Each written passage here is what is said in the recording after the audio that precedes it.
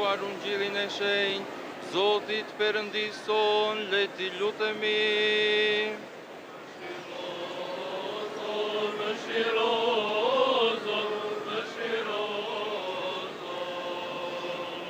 Urtësi drejt, le të dëgjojmë ungjillin e shenjtë.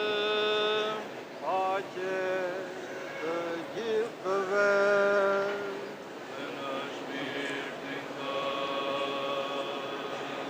Këndimi ungjillit të shenjtë sipas Markut. Le të bëmë re.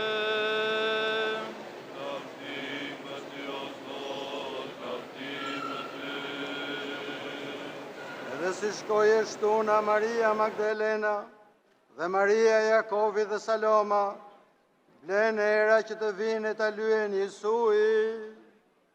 Edhe shumë herët në mëngjes, të parën ditë e javës, vinë në varë sa po lindi dielli, edhe thoshin në mes tyre, cili do të na rrekullis gurin prej derës së varit. Edhe kur hodhën syt, shohin se guri ishte rrokullisur, sepse ishte fort i madh. Edhe se hyn në varr, pa një djalosh duke ndetur në të djallë, të veshur me rroba të bardha, edhe u trembën.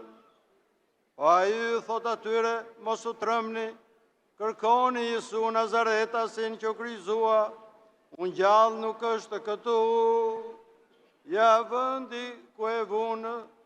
Po shkoni u thonin nxënësve të tij dhe Pjetrit, se shkon më përpara se ju në Galile, dhe atje do ta shihni siç u tha juve. Edhe ato dolën shpejt e ikën nga varri, sepse i kishte zënë të merre habi, dhe asnjë njeriu nuk i tha në gjë, sepse kishin frikë. Lavdim ty, o Zot, lavdim ty.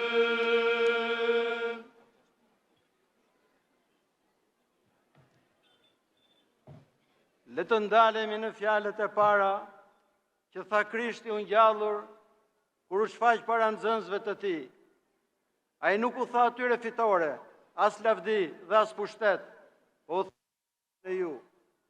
Hyrë në dhomën ku ata ishin mbyllur nga frika, dhe u dhuroi atë që bota nuk mund ta jap kurrë, paqen që nuk varet nga kushtet, nga ekuilibri gjeopolitik, nga marrëveshjet njerëzore, dhe u dhuroi atë që bota nuk mund ta jap kurrë, paqen që nuk varet nga kushtet, nga ekuilibrat gjeopolitik, nga marrëveshjet njerëzore, po paqen e Perëndisë që ka përcen çdo mendje, një paqe e thellë shpirtërore, e cila vjen fillimisht nga pajtimi i njeriu me Zotin dhe pastaj shtrihet në të gjithë njerëzit. Plon popujt të tërë, pasiguria troket kudo. Në mes të kësaj stuhie, Krishti i ngjallur përsërit paqen e ju. Ky nuk është thjesht një urim mirësjellje shoqërore, po është një realitet ontologjik. Vdekja u mund, dhe nëse u mund vdekja, atëherë çfarë mund të trazojë më? Paqja e Krishtit nuk është mungesa e problemeve, është prania e Perëndisë brenda problemeve. Mbi kryqin e Golgothas, Krishti u përball me të gjitha pasionet e njerëzimit. Lakmia e parave tradhtoi nëpërmjet Judës, smira e dorëzoi te Pilati, pushteti i trembur dhe i korruptuar e dënoi, krenaria e talli, urrëtia e gozhdoi në kryq. Të gjitha pasionet shpërthyen mbi të me tërbim, sikur bota të donte ta vriste vetë Perëndin.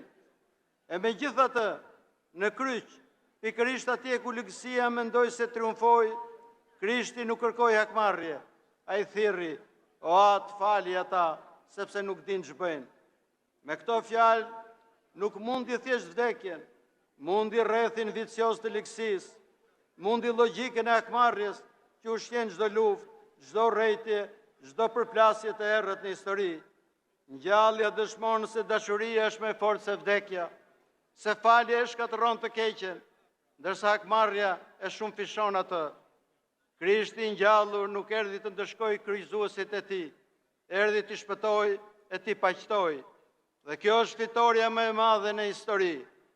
Në kohën që po jetojmë, po përballemi me një formë të re vdekjeje, mpirjen e indiferencës, ngurtësisë, tharjen shpirtërore të një shoqërie që harroi Perëndin, jo sepse ju ndalua, po sepse zgjodhi ta injoroj. Përplasja e bindjeve të padukshme vazhdon të shkatërrojë jetë të dukshme. Çfarë i vlen njeriu të fitojë gjithë botën, na thot Krishti, nëse u mbet shpirtin e tij. Këto fjalë janë më aktuale se kurrë. Jetojmë në një epokë ku njeriu ndjek pa pushim të mirat materiale, sigurinë, statusin shoqëror, dhe megjithatë ndjehet më i zbrazur, më i vetmuar, i paplotësuar, më i shqetësuar se kurrë. Ndërsa gjallja na zbulon një të vërtetë të madhe. Kush ka Krishtin në zemrën e tij, nuk i mungon asgjë, dhe jo vetëm shpirtërisht. Zoti që kujdes të ushqej 5.000 vetat me 5 bukë, Zoti që shndroi ujë në verë, Zoti që tha kërkoni më parë mbretërinë e Perëndisë, dhe të gjitha këto do t'ju shtohen, ky Zot nuk i le fëmijët e tij pa gjërat e nevojshme. Ai kujdeset edhe për trupin, edhe për shpirtin. Jep edhe bukë, edhe paqe. Plotësia nuk gjendet në grumbullimin e pasurive, por në lidhjen me Krijuesin. Vetëm tek ai ne mund të gjejmë paqe, sepse vetëm ai është paqja jonë. Ne e dim çfarë do thotë ngjallje, jo vetëm teorikisht, po nga përvoja e jetuar. Kisha jonë ortodokse kaloi Golgothan e saj, për dekada me radhë u përpoqën të asgjësonin çdo gjurmë besimi. Kisha të shkatëruan, kleriku martirizuan, fjala Perëndi u ndalua, kisha duke e vdekur, e varrosur në një varr të vulosur.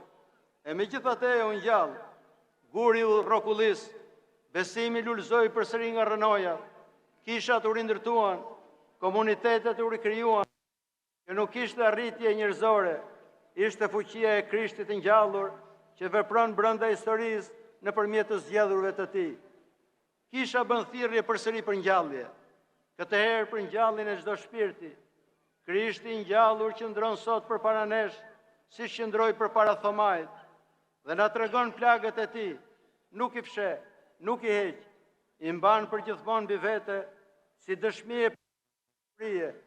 Këto plagë thonë, kaq shumë të desha sa që pranova dhimbje më të rëndë për ty. Çdo person, çdo shpirt është aq unik, aq i papërsëritshëm, sa që Perëndia do të vinte edhe sikur të ishte vetëm një njeri. Të dashur vëllezër dhe motra, në këtë botë të trazuar, ne mjafton vetëm një siguri. Krishti u ngjall dhe jeton, dhe nëse jeton Krishti, jetojmë edhe ne. E nëse jetojmë në Krishtin, atëherë as vdekja, as ligësia, as varfëria, as përndjekja nuk mund të na ndaj nga dashuria dhe nga paqja e tij. Dita e ngjalljes së Zotit tonë Jezu Krisht, shkruan Shënion Gojarti, është themeli i paqes. Sepse nga ngjallja e Krishtit vjen paqja e Perëndisë. Ngjallja dhe paqja e Perëndisë nuk është një dogmë abstrakte, por një thirrje personale për gjithë secilin nga ne. Le të përgjigjemi pra thirrjes paqen e ju me të gjithë jetën tonë.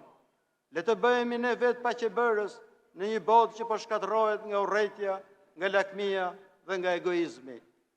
Por që të bëhemi paqebërës, fillimisht duhet kemi paqe brenda nesh. Bëni paqe në zemrën tuaj, thot Shën Serafimi Sarovit, dhe mira njerëz rreth jush do të shpëtohen. Sepse nuk ka paqe aty ku është e keqja, po vetëm aty ku është i pranishëm Perëndia.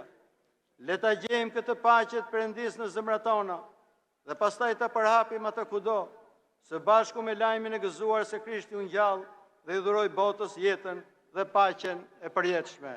Krishti u ngjall. Vërtet u ngjall. Alithos o Kyrios.